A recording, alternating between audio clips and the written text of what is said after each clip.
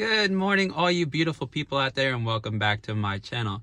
So unfortunately, the video that I wanted to post for this week is not going to happen because I got to figure out a way to record it without sounding like I'm complaining. So I came up with a new idea, and here it is. Every now and then, vehicle manufacturers and designers come up with a vehicle that piques our curiosity. Overall design, power, every other aspect that makes us want to say, ooh, nice vehicle.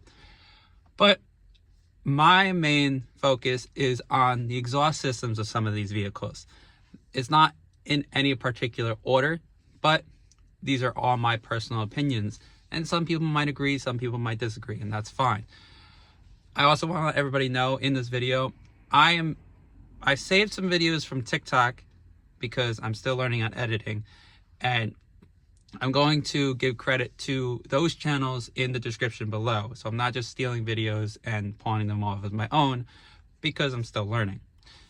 And I'm going to post the pictures along with the cars as well.